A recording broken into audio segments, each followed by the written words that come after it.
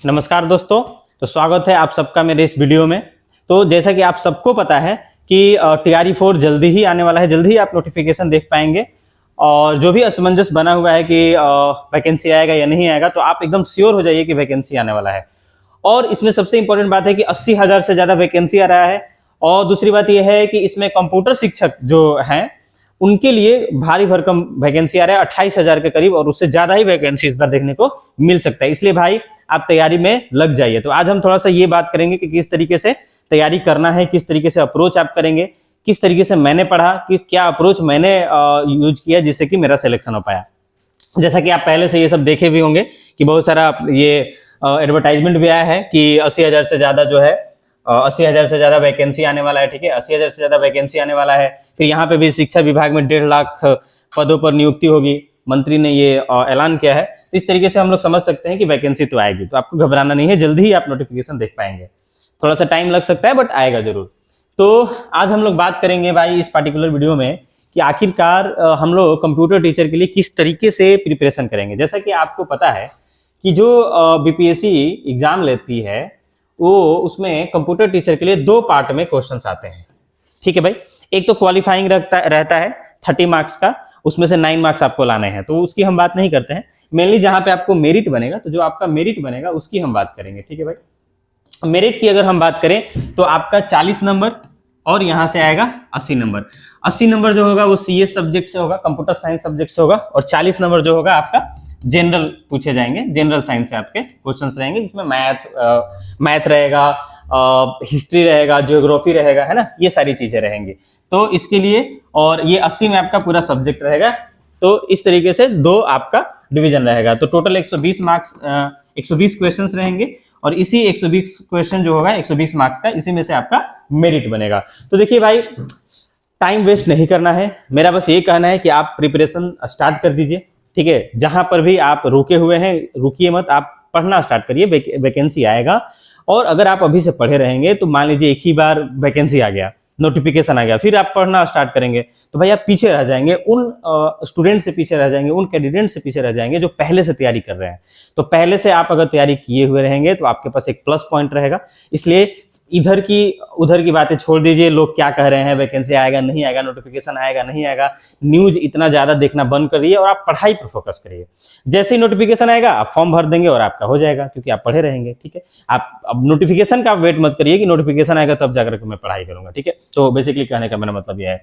तरीका क्या होगा, that is how to prepare, कैसे हम लोग इस पार्टिकुलर एग्जाम के लिए प्रिपेयर करेंगे। देखिए, ये अनप्रिडिक्टेबल क्वेश्चंस आते हैं। जैसे कि आप अगर थोड़ा सा आप एनालाइज करेंगे पेपर को, तो TRE1, TRE 2.0, TRE 3.0 3 पेपर हो चुके हैं। जब आप तीनों पेपर को एनालाइज करेंगे तो आप पाएंगे कि एक तरीके का कोई पैटर्न नहीं आ रहा है। एक तरीके का पैटर्न TRE1 में का जो पेपर था थोड़ा सिंपल था, इजी मॉडरेट था।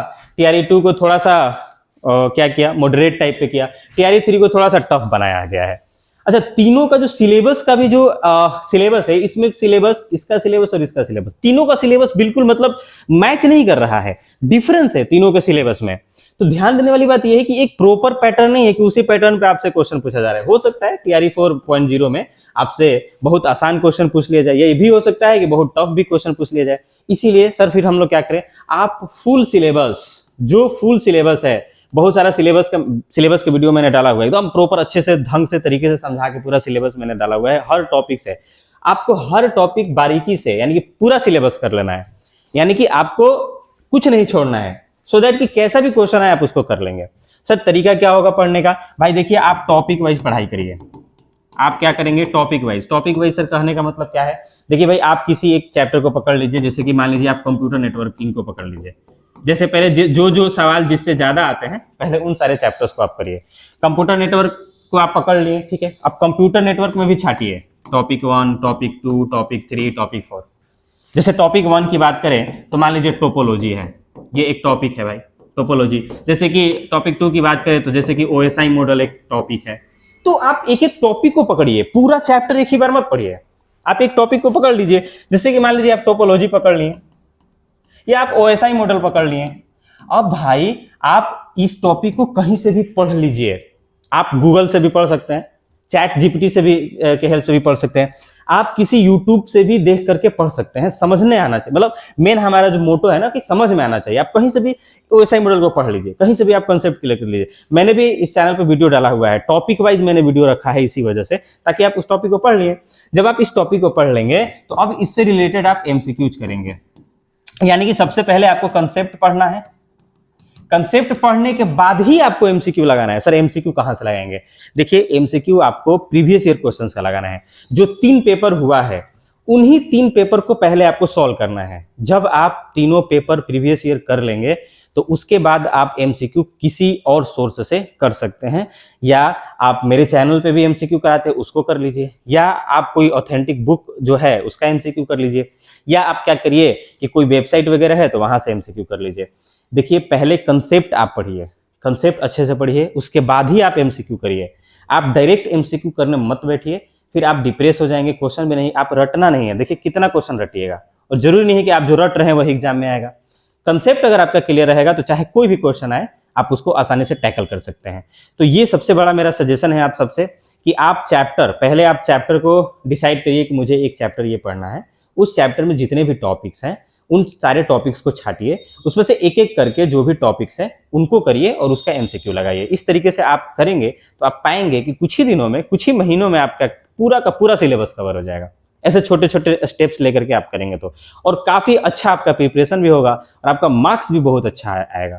ठीक है, चलिए फिर से और किसी और वीडियो में हम लोग बात करेंगे। तब तक के लिए आई होप कि आपको समझ में आया होगा। अगर आप सब्सक्राइब नहीं किए हैं मेरे चैनल को तो प्लीज सब्सक्राइब कर दीजिए। Thank you so much.